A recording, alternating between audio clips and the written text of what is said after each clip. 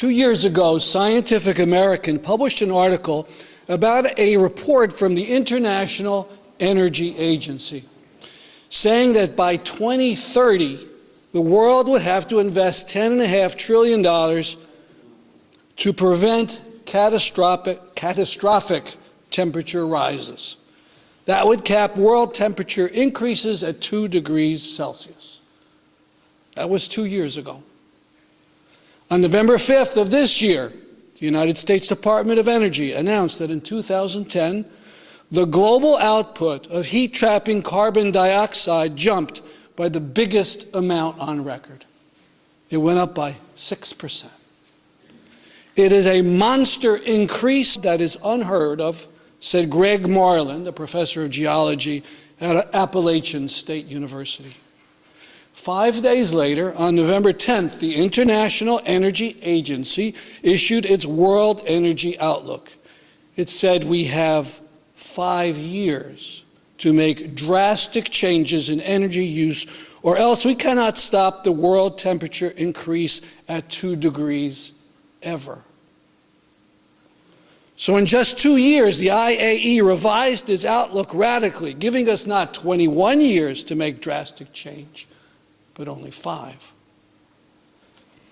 It says the promises so far made by governments around the world are putting us on the path for a 3.5 degrees Celsius increase.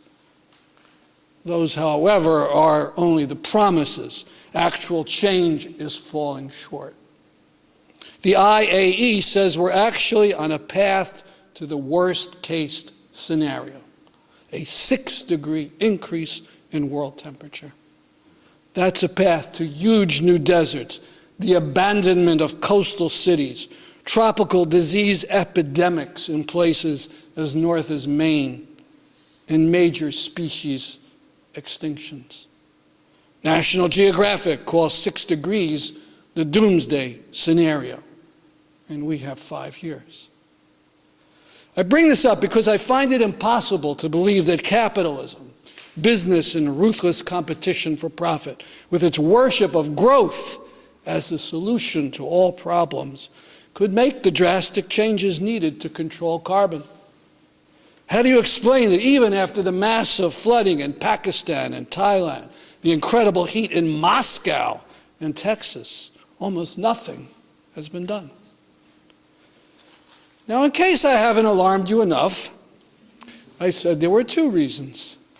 The second reason is tied to the first. The IEA plan that would limit temperature change to a very bad but perhaps manageable 3.5 degrees includes moving away from fossil fuel, increasing solar and wind power, and ramping up nuclear power by 70%. This is bad, very bad. In a few words, here are some of the fatal problems with nuclear power. 1, they do not know what to do with nuclear waste. After decades of debate, they haven't settled on a single repository. They just keep the used fuel rods in cooling pools next to the power plants. And by the way, the largest concentration of used fuel rods in the U.S. is in a state named Connecticut. 2, for cooling purposes, they need to build nuclear power plants near water. And if they melt down, as 2 plants did partly in Fukushima, or nearly submerge, as almost happened in Nebraska, you get enormous radioactivity in our life's system spread far and wide. 3, earthquakes threaten nuclear power plants either directly or as the result of tsunamis. The U.S. plant most threatened by an earthquake fault line is, surprisingly enough, not in California. It's Indian Point, 50 miles from New York City. 4, the plants are incredibly expensive. Private industry won't build them without massive government subsidies.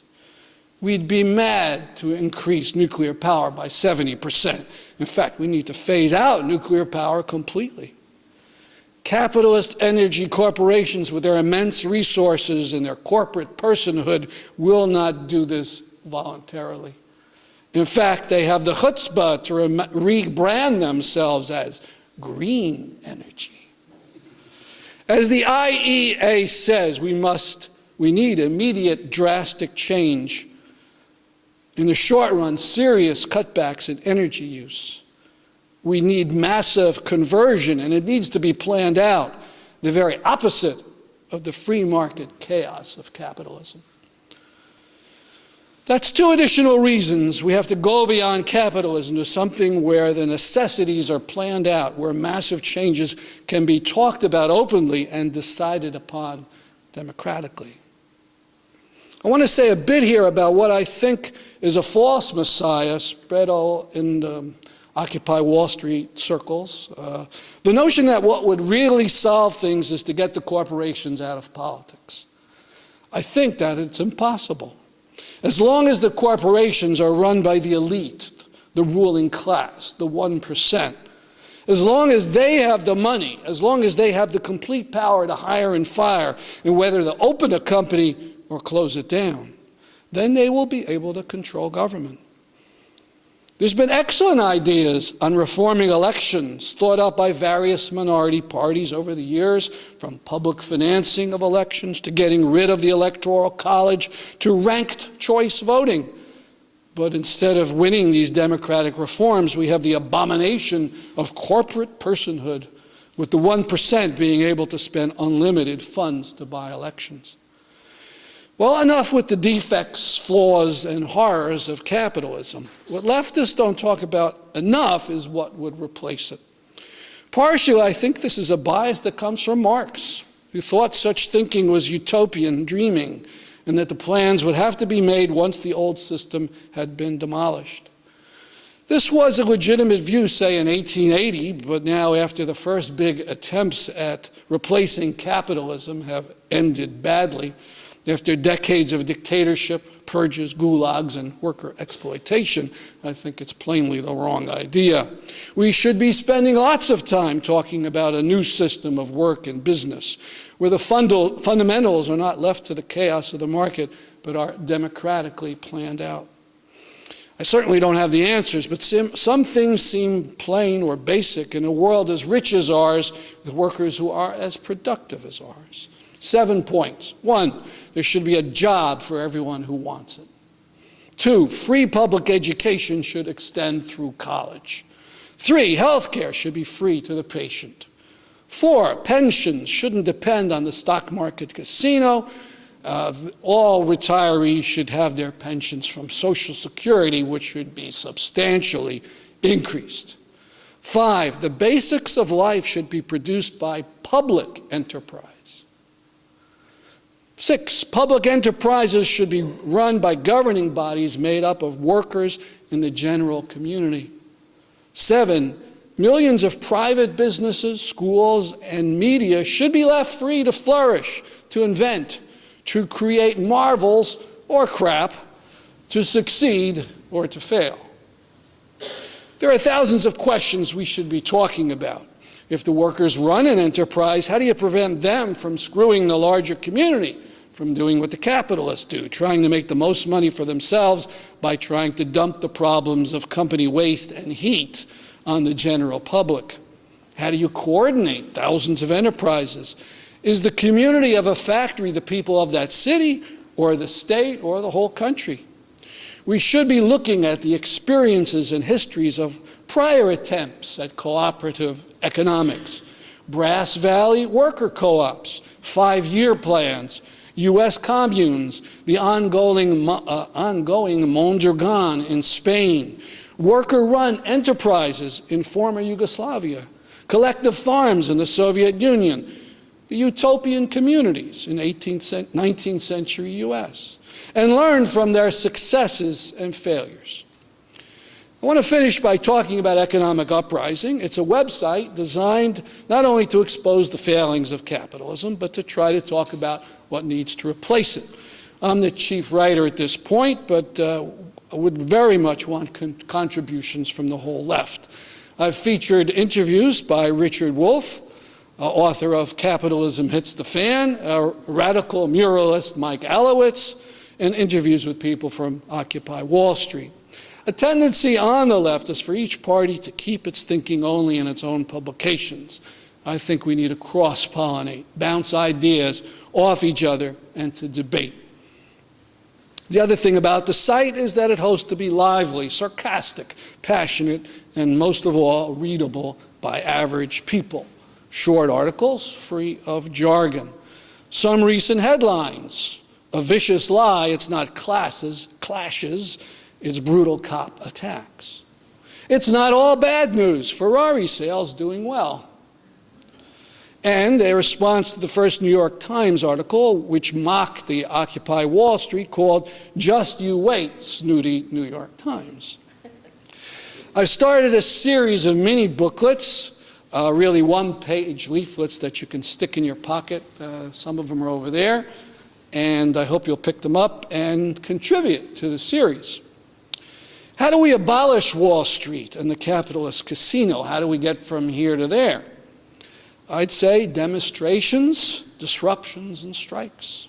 Push Wall Street to the limit in demanding progressive change here and now, and at the same time show that there is an alternative to the booms and busts, imperial wars, and environmental catastrophe. Now, in the spirit of supporting progressive struggle, an idea that's been kicking around, targeting Target. Now, it's not a mystery or a surprise to you that the Black Friday, this massive shopping frenzy, is being started earlier and earlier. First it was 10 a.m., then 6 a.m., then 3 in the morning, midnight. Target is starting it actually on Thanksgiving Day itself at 11 p.m. And I'm told that there are other stores opening even earlier. So it means for the workers in these stores, their Thanksgiving is ruined. They have to go to sleep early. They can't overeat and watch football till they're mindless. But this is important. Rest, the right to be lazy. Wasn't that Marx's son-in-law wrote that book? Now, I didn't really think much about this. You know, they've been dangling these wonderful deals, you know, a computer, $200 off, flat screen TV, and we salivate. But it is, you know, in some sense it was horrible. But 3 years ago I think it might have been a Walmart in New York State, a mob ran into the store as soon as they opened the door and they crushed a worker to death. This is disgusting. Well, one Target worker, now there's not a single union recognized at any of the Targets, but one gutsy Target worker made an online petition saying we should go back to the way it was, to only open up at 5 a.m. That would be an improvement.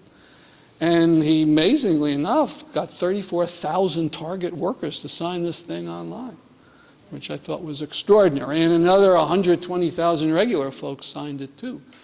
So now, there it sits. The Target has said, well, we give these people time and a half. You know, there it is.